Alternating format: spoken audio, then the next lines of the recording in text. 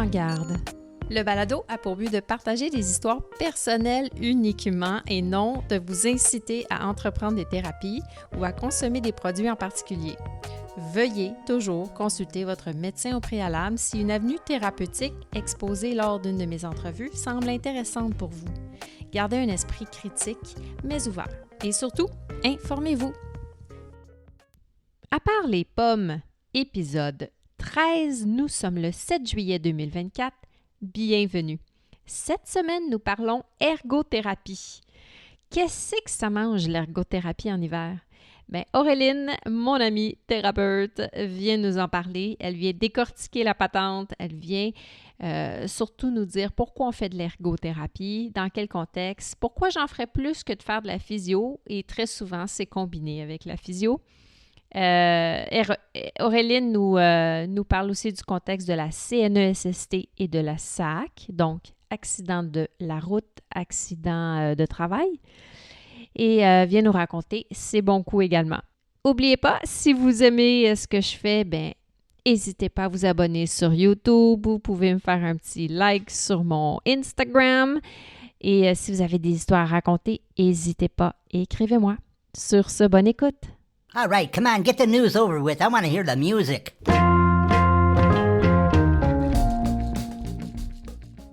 Bonjour Auréline. Salut Roxane. Comment ça va? Ça va, merci et toi? Ça va super. Très contente de te voir. Moi aussi. Il fait super beau, il fait super chaud, donc j'apprécie un moment de ta journée de vacances pour venir t'enfermer en l'intérieur. Avec plaisir. Et puis, Auréline, une bonne amie à moi, ça fait un bon 5 ans qu'on doit se connaître. Exact. Et puis, Auréline est ergothérapeute. Tout à fait. Oui, et puis aujourd'hui, elle va venir nous parler d'ergothérapie. Qu'est-ce que c'est l'ergo? Ça fait quoi? Qu'est-ce que ça mange en hiver, ce truc? Et puis, nous parler un petit peu de son expérience et des bons coups qu'elle a fait. Donc, Auré, qu'est-ce que l'ergothérapie? Qu'est-ce que ça fait? L'ergothérapie, c'est quand même un sujet assez vaste. On va intervenir dans plein de milieux de pratique. Mais moi, ce que j'aime dire, c'est qu'on se différencie de la physiothérapie parce qu'on donne du sens au mouvement. On va faire en sorte que la personne soit capable de faire ses occupations au quotidien. Donc, qu'elle soit capable de prendre soin d'elle, de faire ses différents rôles, que ce soit de mère, de père, de travailleuse, travailleur. C'est un petit peu tous ces rôles-là qu'on va regarder dans la vie. Puis moi, spécifiquement, dans ma pratique, je suis plus avec des personnes qui ont eu un accident de travail ou un accident de la route. Je suis un petit peu de clientèle privée, mais principalement des personnes qui vivent une expérience de douleur. Qu'il soit une expérience de douleur aiguë comme persistante, chronique. Ça va être un petit peu plus ma clientèle principale actuellement. OK. Donc, ça se ressemble à la physio, mais c'est appliqué dans un quotidien, finalement. Au lieu de dire, la physio va dire, fais des répétitions de lever la jambe X nombre de fois. Comme tu dis tantôt, toi, tu mets du sens à ça. Donc, pourquoi je lèverais ma jambe Exactement. X nombre de fois? Donc, pour monter les marches, exemple. Exactement. Donc, Okay. Nous, ce qu'on va faire, c'est vraiment aller cibler les occupations des personnes. Donc, souvent, ça commence par une entrevue pour voir l'impact de la blessure ou de l'événement sur toutes les sphères d'activité de la personne. Donc, on va repasser en revue toutes ces occupations. Donc, est-ce qu'elle est capable de se laver, de s'habiller, de se faire à manger, de dormir? On va aller vraiment sur tous les soins de base. Puis, à partir de là, on établit en fait notre plan d'intervention. OK. Puis, qu'est-ce que les gens viennent... en fait, ma question, c'est quoi les types de douleurs que vous allez traiter ou de pathologies, en fait? Ça va de quoi à quoi? Ça va de la main au petit orteil, ça passe par toutes les parties du corps. Parce que moi, mon objectif, au final, mon mandat, c'est d'accompagner ces personnes-là à reprendre leur quotidien, mais aussi retourner au travail. Donc, à partir de là, c'est de voir c'est quoi ces tâches en emploi. Déterminer un petit peu un plan d'activité en clinique pour développer ses capacités, pour justement être capable de retourner à son travail, à retourner dans son quotidien. Si c'est quelqu'un qui aimait faire du kayak, du paddle, qu'il soit capable de retourner, refaire ses loisirs. L'objectif, c'est vraiment de prendre la personne dans sa globalité. On ne s'arrête pas simplement à la lésion. Oui, c'est mon mandat, je dois faire en sorte que le bras bouge, par exemple, si c'est une capsulite à l'épaule ou quelque chose comme ça, mais ça n'empêche que je prends la personne dans sa globalité, puis je vais regarder un petit peu toutes les sphères dans lesquelles on doit aller travailler qui vont avoir un impact. OK. Donc, ce travail-là, bon, premièrement, c'est des études à l'université. Yes. Vous avez un ordre, Exact. l'Ordre des ergothérapeutes du Québec. Exactement. OK. Et donc, vous êtes, si je me trompe, souvent en équipe aussi avec d'autres thérapeutes, surtout dans ton contexte à toi, je pense, au niveau des traitements de la CNSST ou de la SAC. Vous formez une équipe, c'est les médecins qui vous prescrivent, exactement. Donc, est-ce que quelqu'un, monsieur, madame, tout le monde, pourrait venir en privé aussi? Tu l'as mentionné tantôt. Exactement. Sans prescription du médecin? Sans prescription du médecin. OK. C'est sûr que des fois, au privé, moi, la clientèle que je vais avoir, c'est parce que tu vas avoir, je sais pas moi... tu as chuté, tu as une fracture au niveau d'un doigt, une problématique spécifique, mais je vais faire aussi des personnes qui ont besoin de remplir le document de la STM pour le transport adapté. OK. Parce que souvent, même des formulaires gouvernementaux où justement ils ont besoin de savoir qu'est-ce que la personne est capable de faire, combien de temps elle est capable de marcher, quelle distance ou autre. Donc des fois, l'ergothérapie va être mentionnée comme étant un thérapeute qui peut compléter justement le document. Donc, des fois, les personnes, les médecins vont dire, écoute, moi, j'ai complété cette partie-là, mais va faire une séance en ergothérapie pour qu'elle t'évalue, qu'elle puisse compléter cette partie-là pour que moi, je puisse terminer finalement le document. Mais est-ce que, mettons, entre la physiothérapie et l'ergothérapie, pourquoi j'irais plus voir l'ergo? Je veux dire, oui, tu l'as dit, c'est par rapport à ton quotidien, mais exemple, quelqu'un vient en privé, il s'est blessé, par exemple, à l'épaule, comme tu as dit tout à l'heure. Donc, lui, il ou elle veut récupérer sa mobilité, sa force, etc.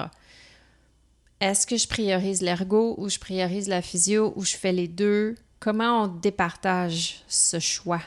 Mais au final, il n'y a pas besoin de forcément départager. C'est sûr que, dépendamment de la problématique initiale, la physiothérapie va être recommandée. Mettons, s'il y a un protocole post-opératoire ou quoi, les physios vont être plus à même de régler ces choses-là et de faire ce suivi-là. Est-ce qu'on est capable de le faire en ergothérapie? Oui, mais ce n'est pas la base de notre pratique. C'est sûr que si on est thérapeute en thérapie de la main, là forcément, oui, on va faire tous les suivis des protocoles post-opératoires parce que les ergothérapeutes sont plus formés en thérapie de la main qu'en physiothérapie, mais il y en a beaucoup qui le font quand même.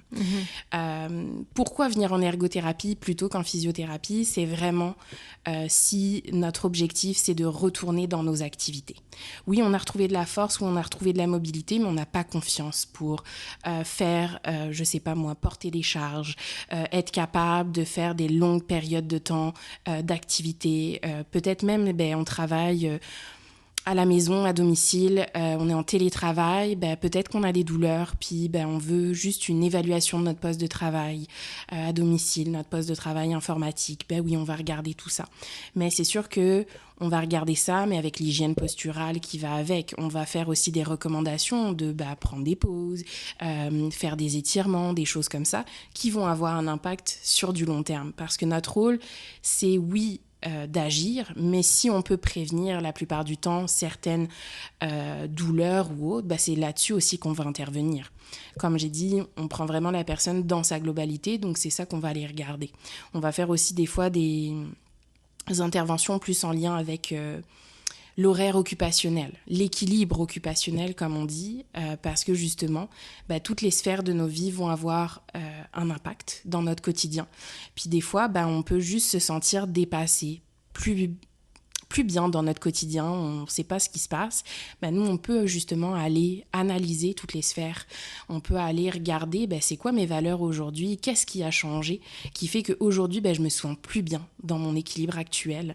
Qu'est-ce que je peux changer, qu'est-ce que j'ai envie de changer aussi, dans quel temps je suis capable de dédier en fait à ce futur objectif que je vais déterminer par la suite.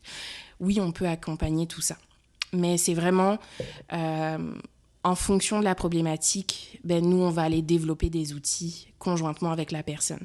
Donc, demain, tu viens me consulter, je ne ferai pas forcément la même intervention que quelqu'un d'autre parce que tes centres d'intérêt, ta personne, tout le monde est différent, donc tes attentes vont être différentes par rapport à mon intervention. Donc, je vais être capable de m'adapter à ta singularité finalement. OK. Tu parlais de prévention. La prévention, super important. Donc, je pense, en plus, le télétravail est vraiment, vraiment grandissant. Donc, voir un ergo en télétravail pour, que ce soit télétravail ou juste pour notre position à l'ordinateur, serait quelque chose à envisager, je pense, pour éviter toutes sortes de douleurs qui viennent souvent de où? Souvent, en fait, les douleurs ressenties vont être surtout au niveau du cou. Cou, poignet, beaucoup. Parce que, en fait, les problématiques que les gens vont rencontrer, c'est que leur poste n'est pas du tout adapté. Et donc, un mouvement tout niaiseux, là, mais juste de garder l'index au-dessus de la souris. On appelle ça anticiper le clic. Élevé, là. Élevé, ouais. Juste au-dessus de la souris, là. Okay. C'est juste quelques millimètres, là. Mais ces quelques millimètres-là, ils peuvent faire des dommages. Ah ouais. Dans le sens où... ou dans le sens où c'est vraiment maintenir une extension prolongée du doigt au-dessus de la souris. Ça vient demander énormément d'efforts à notre corps, mais ça, on n'en a pas conscience parce que sur le coup, on ne le sent pas. Non. Mais cumulatif sur ta journée de 7 heures... rajoute le stress qui vient avec. Exactement. Puis ta posture, au final, au cours de ta journée, justement, tu l'as dit, avec le stress, elle va changer. Tu sais, au début de ta journée, là, tu commences, là, t'es bien installé au fond de ta chaise. OK. Tes pieds sont bien au sol, t'es bien installé, t'es bien... Petit café, tout va bien. Mais par la suite, là, si t'analyses, après, normalement, 15-20 minutes, la posture commence déjà à changer. Ah ouais! Oh wow! Parce que tu rentres dans ta dans ta tâche, tu vas être absorbé. Puis mettons que ta luminosité de ton écran, elle est pas bonne, qu'est-ce que tu vas faire? Tu vas avoir tendance à te rapprocher. Puis si ta chaise, malgré qu'elle porte un terme ergonomique, n'est pas adaptée à ta morphologie, finalement, qu'est-ce que ça va faire? Ça va faire en sorte que tu n'es pas confortable. Donc tu vas changer régulièrement de position, tu vas t'avancer, tu vas reculer. Et au final, tu te dis « Ah oui, je suis capable de rester plus d'1 heure en position assise », mais tu oublies tous les petits changements de position que tu as fait au cours de cette heure-là. Et en final, ça fait que non, ton poste n'est pas forcément adapté comme tu le crois. Wow. Parce que justement, juste ton visuel, si tu portes des lunettes, c'est tous des aspects qu'on va regarder parce qu'au final, ça peut être ton cou qui est juste légèrement en extension, légèrement en flexion, légèrement en protraction. Donc là, t'es avancé comme ça vers l'avant. Je sais pas si vous avez le visuel, mais en tout cas, toi, tu l'as. Oui, vraiment le menton super avancé. Qui est super avancé. Ouais. C'est des choses comme ça qui vont à long terme. Les épaules courbées vers l'avant. Du dos, ouais. Bas du dos qui est plus en appui contre la chaise. C'est vraiment... Puis les pieds aussi qui vont finir par être souvent sur les roulettes. Ouais, oui. Ah, merde. C'est ça. Donc, tous ces aspects-là... Il y en a une couple qui font comme « Oh, shit! » Mais tous ces aspects-là, on peut déjà les regarder et c'est sûr que le mieux, c'est de faire une évaluation à domicile. Mais c'est sûr que si la personne connaît déjà des enjeux, c'est des aspects qu'on peut déjà, juste par l'enseignement, dire « Écoute, voici normalement ce qu'on recommande. Change. » Puis vois aussi comment ça se passe. Mais le best du best, c'est de faire en sorte que quelqu'un vienne vous analyser chez vous. C'est sûr que ça a un coût, mais des fois, ça peut être de voir avec votre employeur s'il est prêt à débourser ce coût-là. Il coûte moins cher qu'avoir des traitements. Exactement. Donc, c'est un coût des fois, mais qui vaut vraiment la peine sur du long terme pour de la prévention, surtout si vous travaillez de façon prolongée à l'ordinateur. Wow! Puis est-ce que, oui, comme tu as dit, l'employeur peut peut-être rembourser une partie, mais est-ce que je peux avoir un ergo à mon bureau au travail aussi? Dépendamment des compagnies, oui. OK. Il y en a qui vont avoir, oui, c'est pas forcément des ergothérapeutes qui vont faire affaire. Des fois, c'est des ergonomes. Donc là, plus la sphère ergonomique. C'est quoi la différence? Au niveau de la différence, c'est au niveau du cursus, puis c'est aussi au niveau de l'analyse du poste de travail où on va différencier un peu. Mais il y a des ergothérapeutes qui vont être formés aussi en ergonomie de poste de travail. Donc au final, c'est vraiment notre analyse de l'activité qui change. OK. Puis, faut se dire aussi, c'est que les ergonomes vont faire des fois ça toute la journée, que nous, on va avoir peut-être différents autres champs de pratique, mais il y a des ergothérapeutes qui spécialisent dans ce milieu-là et qui vont en faire aussi énormément. Ils vont se rendre au lieu de travail puis analyser les postes et faire en sorte de faire des recommandations aussi qui soient adaptées à la personne. C'est sûr qu'il faut se laisser le temps du changement et de s'adapter à ce changement-là. Oui, j'imagine. Ça prend du temps. Ouais. C'est pas parfait c'est pas comme parfait. Mettre une nouvelle paire de lunettes. Exactement. Ça prend un petit temps de se familiariser avec les nouveaux ajustements, les nouvelles habitudes. Mais si je peux encourager les gens aujourd'hui, ça va être de mettre une petite alarme pour commencer. Ah ben oui, mais c'est ça, vous êtes plein de trucs comme ça pour gérer ton quotidien. Exact. T'es pas juste à dire, entre 4 et 5, moi je fais mes exercices puis on n'en parle plus après, puis je continue ma journée. C'est vraiment de s'adapter à tout ce que tu fais dans ta journée. Exact. Puis j'imagine, pour avoir fait des entrevues avec quelques personnes qui ont fait de l'ergo, on m'a dit, on m'a réappris à... que ce soit faire la vaisselle, me pencher pour aller chercher des trucs dans une armoire plus bas. Donc, c'est vous montrer d'autres manières de le faire ou vous adaptez avec ce que la personne est capable de faire ou comment ça marche? Parce que si, mettons, je suis pas capable, c'est quoi que je peux faire? C'est-tu un autre muscle que je vais utiliser pour le faire? Puis est-ce que en faisant ça, je peux justement plus me blesser vu que ce muscle-là n'est pas nécessairement fait pour le faire?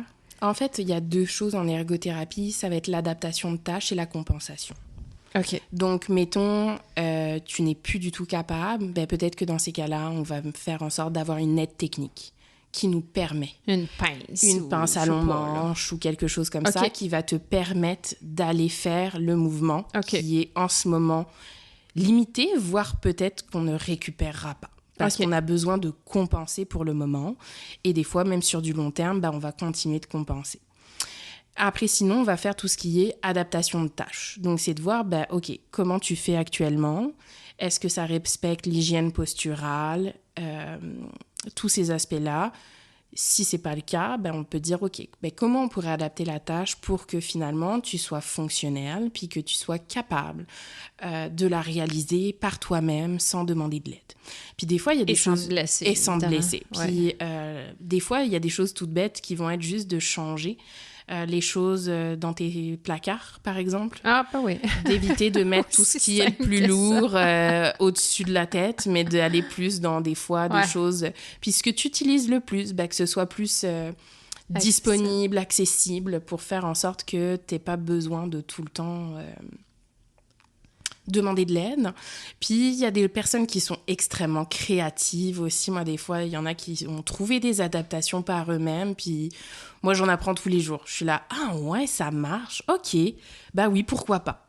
J'imagine pendant la période COVID, vous aviez fait du télétravail. Exact. Et donc, vous avez dû apprendre à recréer tout. Tout. Puis on a pas vos outils en clinique. Donc, qu'est-ce qu'on prend dans la maison? Exact. Trop cool. Exact. Puis c'est là où on voit, c'est que l'ergothérapie, c'est partout, en fait, autour de nous. Donc, au final, on est capable d'aller faire les choses. Moi, pour les personnes qui avaient des commotions cérébrales, j'ai fait des ateliers cuisine à distance. Donc, ils devaient... Pardon! Mais c'est ça. Il devait prévoir la recette dans le temps de la séance qu'on avait. Oh, donc, oui? Faire l'épicerie et tout. Donc, tu sais, tu travailles... l'épisode de Ricardo. On travaillait ça, puis c'était vraiment intéressant de les voir fonctionner, en fait, dans leur quotidien. Parce que c'est tous des aspects où moi, normalement, dans ma pratique, je vais pas réellement avec eux. Je les vois pas fonctionner. Mais finalement, on travaillait énormément de choses par le fait de dire, OK, j'ai des difficultés à cuisiner, ok, parfait, on va aller regarder ça. Donc, la personne anticipait, savait que notre séance était, je sais pas moi, de 15h30 à 16h, puis il prévoyait une recette qu'on pouvait réaliser. Et bien sûr, des fois, je voyais pas tout le temps de cuisson, là, mais au moins, le résultat... Est-ce qu'il prenait une bouchée à la fin, voir si c'était bon? Mais c'est ça, souvent, la cuisson n'était pas 100% là, mais tu sais, ça n'empêche que tu vois des fois des gens... qui ont une façon assez spéciale de faire cuire des pâtes, quoi. Ah oui? Oublier que l'eau est encore froide, puis on les met dedans. Et t'es là, OK, est-ce que c'est toujours comme ça que tu fais cuire les pâtes? Puis là, la personne... Hey, tout à fait, tu peux pas dire « wow ». Non, parce que ce que tu veux, c'est que la personne réalise par elle-même. Hey, je reste thérapeute, hein. Donc, au final, c'est ça, tu sais. Puis suivre une recette aussi, c'est des étapes et tout ça. Puis pas oublier un élément. Au final, moi, j'avais la recette, heureusement, aussi sous mes yeux. Je pouvais suivre les étapes parce que des fois, sans ça, je pourrais pas dire « Est-ce que tu as bien fait toutes les étapes? Est-ce que tout est correct? » Oui, fais ta checklist mentale. Revérifie. Enfin, tu sais, tu vas orienter la personne. Tu donnes pas forcément la réponse. Si tu vois que la personne, par contre, n'y arrive pas, ne trouve pas, oui, forcément, à un moment donné, tu vas faire de la guidance verbale, comme on dit, puis tu vas aller emmener vers la réponse. Mais ce qu'on essaye, c'est que ça devienne d'eux-mêmes. Mais non, c'était hyper intéressant. Moi, la période Covid, d'être chez les gens... puis de voir, par exemple, tu sais, il y avait des exercices qu'on faisait, on intégrait leur animal de compagnie. Cool. Il y a beaucoup de chats. Parce qu'il faut que tu ailles marcher l'animal. Exact. Ouais. Mais il y a beaucoup de chats qui se sont retrouvés en mode dans un bac et hop, on les lève. Faut mettre un poids dans la... Exact. Dépendamment s'ils avaient utilisé les canages ou quoi, faut bête. J'ai rien de lourd. J'ai rien de lourd, mais mon chat pèse tant de livres. Allons-y. S'il se laisse faire, on essaye. Puis les chats regardaient la caméra en mode « Qu'est-ce que je suis en train de vivre là? » Mais écoute, ils acceptaient. C'est très drôle. Donc non, on a bien adapté. Puis je pense que les gens, malgré tout, c'était pas la même chose que d'être en clinique, mais ont quand même progressé, ont quand même été capables de développer leurs capacités malgré tout. Puis par la suite, bien sûr, quand c'était possible, là, de retourner à leurs occupations. Donc, c'était vraiment une période très bizarre aussi au niveau de l'adaptation, puis que ce soit pour tout le monde. Donc, toute cette gestion-là aussi, on a pu accompagner les gens parce que ça vient créer quand même une perte de repères, un déséquilibre énorme au niveau de nos occupations. Ah oui, carrément. Ouais. Et donc, une détresse chez certaines personnes. Donc, de pouvoir les accompagner, trouver des nouveaux centres d'intérêt aussi. Parce que sinon, c'était facile d'être juste devant Netflix à déprimer toute la journée. Donc, c'est un petit peu ça qu'on a fait. C'est comme un coach de vie manuel. Exact.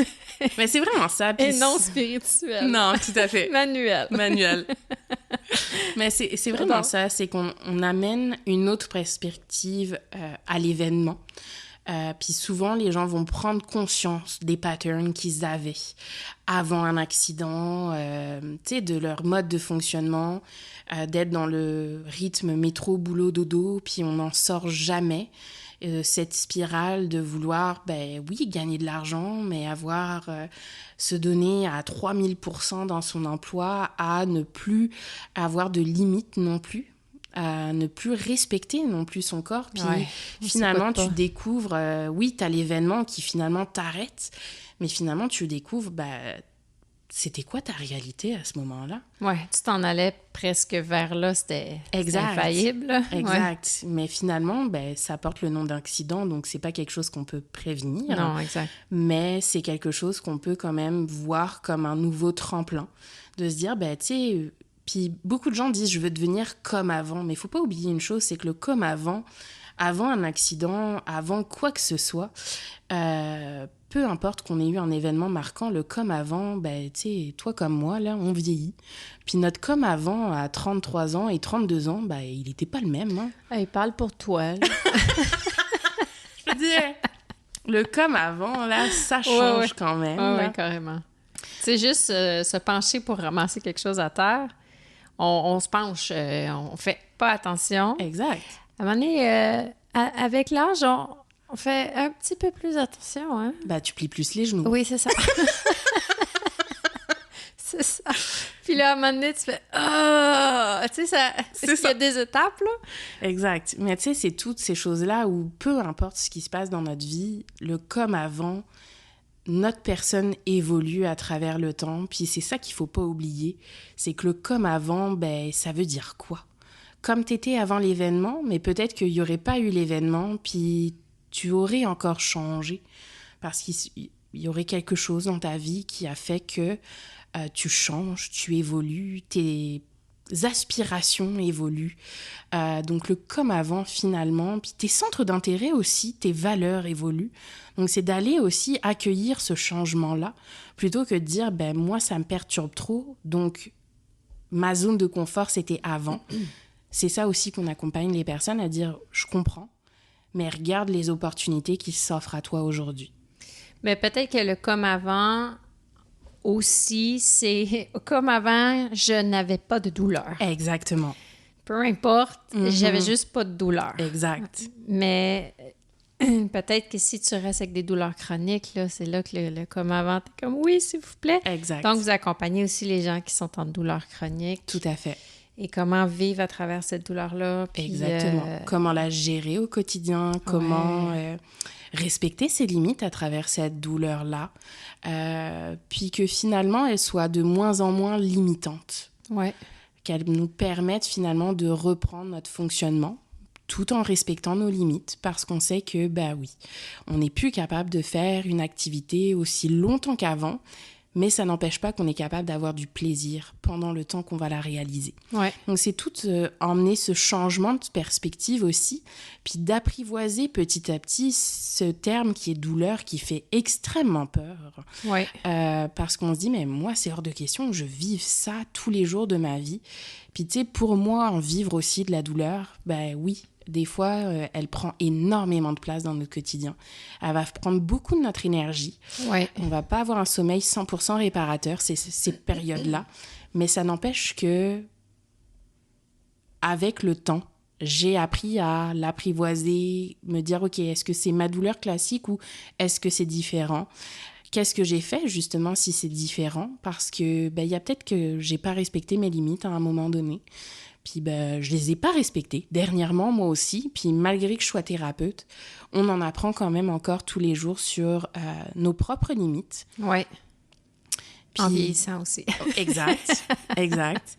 Mais... il y en a moins.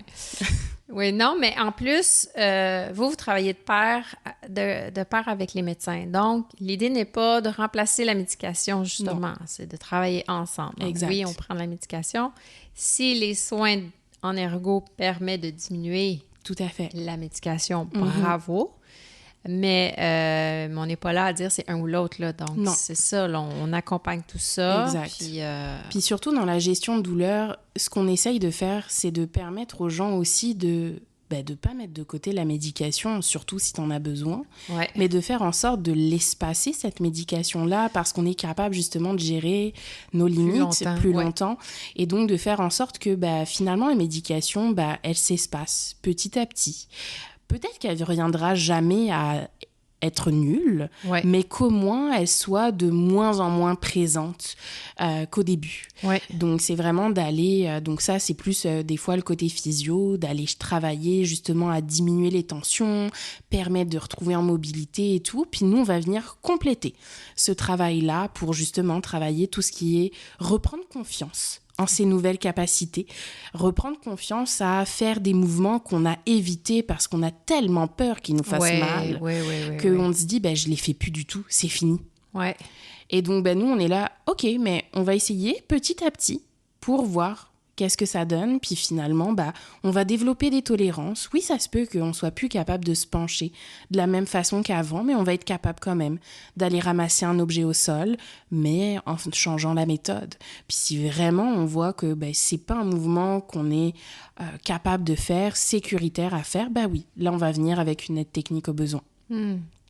Puis quand est-ce qu'on peut commencer l'ergo? Est-ce que si je me blesse aujourd'hui, je commence quand à peu près? Faut-tu une semaine? J'imagine que ça dépend de la gravité, évidemment, là, mais en général, mais sans moi, dans mon souvenir, les gens, ils allaient consulter leur médecin. Le médecin prescrit souvent la physio au départ. Ouais. C'est quoi le délai là, pour que l'ergo rentre après ça? Là? Dans ma pratique, qui est plus en lien avec tout ce qui est accident de travail et accident de la route, souvent, les médecins, post-date d'événement, on peut commencer l'ergothérapie à peu près 6 semaines après la date de l'événement, mais dépendamment de la problématique. Il y a des problématiques où on peut commencer plus tôt, surtout au niveau du membre supérieur. OK. Et, plus tôt, ça veut dire quoi? Ça peut être des fois dès jour 1. Ah oui, OK. Ouais, dépendamment de la problématique. Puis, il ne faut pas hésiter des fois à le demander aussi au médecin. S'il y a la mention débuter immédiatement ergothérapie, normalement, ça peut être pris en charge assez rapidement. Puis, globalement, c'est d'avoir une ouverture aussi. Des fois, c'est juste que les personnes ne sont pas prêtes encore à aller en ergothérapie. Puis ça, c'est vraiment correct, là. Puis parce que souvent, les médecins ont l'image des ergothérapeutes qui vont faire soulever des charges dès jour 1. OK, on ne fait pas que ça. On ne fait pas que ça. Ouais. Oui, ça fait partie du processus à un moment donné, mais si la personne a besoin de plus d'enseignement, justement, parce que on a peur que ça devienne de la douleur plus persistante, chronique, des fois d'avoir de l'ergothérapie dès le début dans le dossier peut permettre de rassurer, peut permettre de débuter aussi tout l'enseignement, de venir compléter ce qui est fait en physiothérapie pour aller rassurer. Puis aussi, faut pas oublier, là, c'est que toutes les...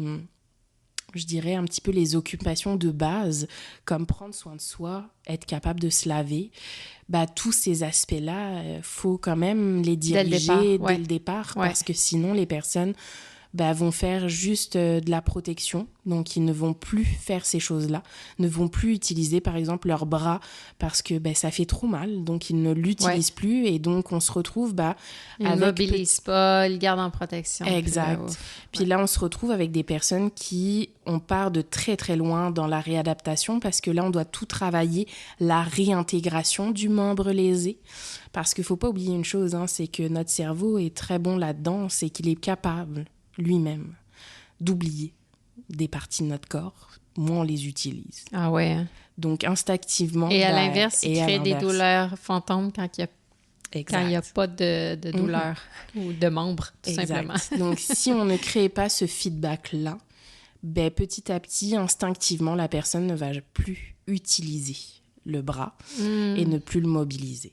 Puis là, c'est on part de loin. On part de très, très loin. Parce que là, on repart de réapprentissage. Puis en plus de ça, la douleur va faire qu'amplifier parce que le membre, l'épaule, par exemple, n'a pas bougé pendant je ne sais combien de temps. Donc oui, on la bouge quand on vient en physio, mais si on la bouge plus du tout quand on arrive à la maison et qu'on a un poids mort à la place d'un bras, ça devient complexe dans le quotidien. Ouais, ta petite demi-heure versus le restant de la journée. Exact. C'est pas grand... Il n'y a pas grand changement. Maintenant, moi, je suis surtout curieuse de savoir tes bons coups. Donc... je suis sûre que t'en as. Ça fait combien d'années là, que tu pratiques?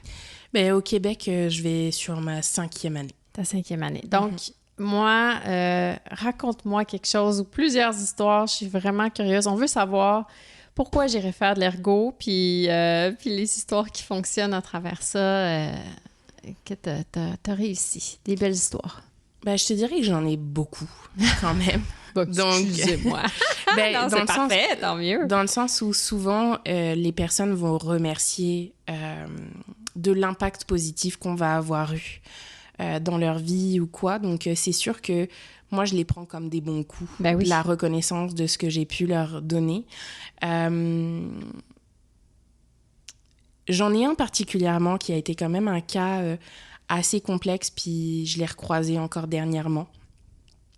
Puis il était très heureux de venir me parler, puis ça a été un cas quand même intéressant dans le sens où le vécu avec la douleur était très important, dans le sens où même marcher sur le trottoir et la vibration des autos pouvait générer de la douleur et augmenter sa douleur, donc n'osait plus trop marcher dans la rue.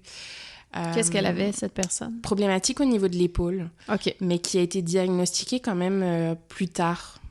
Ouais, ça a mis un certain temps avant d'être diagnostiqué, parce qu'au début, le dossier avait commencé, je pense, avec condition au coude, c'est ça. Au coude, mais l'épaule n'avait pas été diagnostiquée à ce moment-là. Puis par la suite, ils ont ajouté un diagnostic au niveau de l'épaule. Puis, mais c'est ça, juste la vibration dans la rue ou quoi était extrêmement douloureuse. Puis, non, c'est un beau succès dans le sens où c'est quelqu'un qui aujourd'hui a pu reprendre toutes ses activités. Ça faisait combien de temps que la personne était blessée?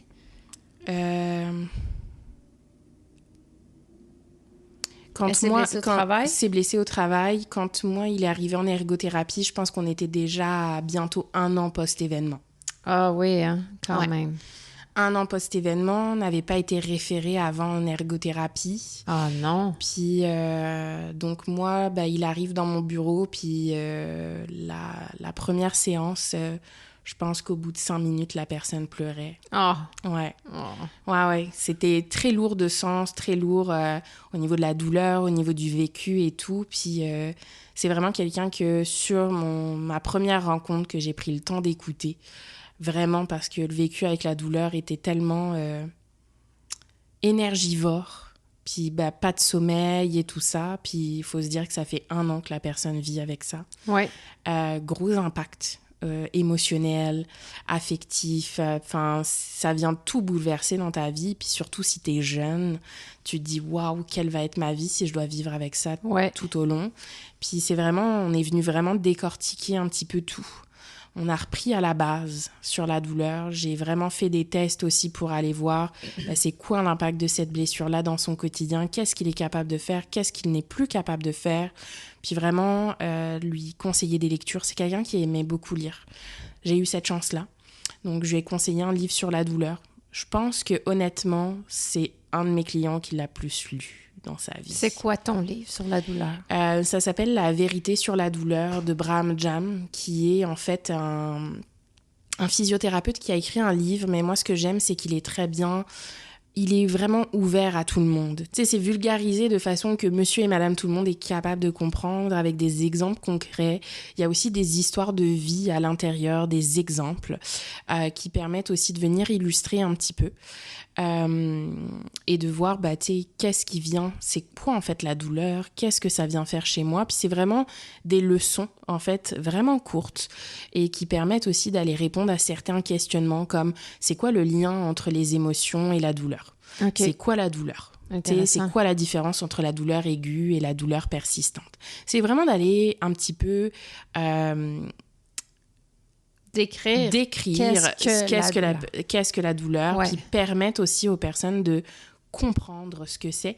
Parce que les enseignements, c'est bien, mais c'est aussi important d'aller l'apprendre par soi-même pour pouvoir l'intégrer plus facilement. Donc, c'est sûr que nous, en tant que thérapeute, on répète. Toujours la même chose. Parce que c'est un côté rassurant de venir dire, tu sais, mon discours ne change pas tous les jours en fonction de ce que tu m'emmènes comme information. Mais par contre, regarde, voici sur quoi je m'appuie. Parce que des fois, ma parole, c'est, oui, mais toi, t'es thérapeute, tu nous dis tous la même chose. Lis. Lis, renseigne-toi, puis participe s'il faut à des groupes C'est l'association québécoise des douleurs chroniques. Rentre dessus, va parler avec des gens qui vivent la même expérience que toi. Puis l'avantage que j'ai, c'est que j'ai quand même un gym ouvert. Donc souvent, les clients vont parler entre eux aussi de leur vécu. Dire « Ah ouais, toi, t'en es là? Ouais, mais moi, ça fait déjà tant de temps que je suis là et tout ça. Ah, ok, tu sais. » Mais ça donne espoir. Puis moi, ce que j'aime, c'est demander aussi à mes clients de me laisser. Puis cette personne-là, je lui ai demandé de me laisser un témoignage de qu'est-ce que ça lui a apporté. La réadaptation, l'ergothérapie. Puis il est affiché dans ma clinique sur un tableau. Comme ça, les gens peuvent faire leurs exercices, mais peuvent aussi aller lire d'autres témoignages de personnes qui, avant eux, ont vécu la même chose. Qu'est-ce qui amène au succès, selon toi? Avec toutes les expériences que tu as eues, qu'est-ce qui fait que telle personne, de base, tu le sais que cette personne, ça va fonctionner versus d'autres personnes, tu te dis, ça va être plus long. Puis d'autres personnes, pas sûr. Il y a énormément d'aspects. Ouais. C'est quoi les facteurs qui viennent jouer sur la réadaptation? T'en as beaucoup, puis nous, on les appelle les facteurs psychosociaux. Donc, ça peut être lié à la personne, ça peut être lié à son environnement, puis ça peut être lié aussi à ses tâches. Mettons, là, quelqu'un qui est manutentionnaire, ses exigences de travail vont être extrêmement hautes au niveau des charges qu'on va devoir être capable d'aller manipuler ou autre. Et mettons, là, la personne m'arrive, puis on soulève même pas 2 livres. On part de loin. Oui, on part de loin. On part de loin. Donc, mais par contre, est-ce qu'on va être capable d'y arriver? Ça va dépendre de beaucoup de choses. Ça va dépendre aussi, je dirais, de la relation thérapeute-client. Oui. Ça va dépendre aussi de la confiance en la personne.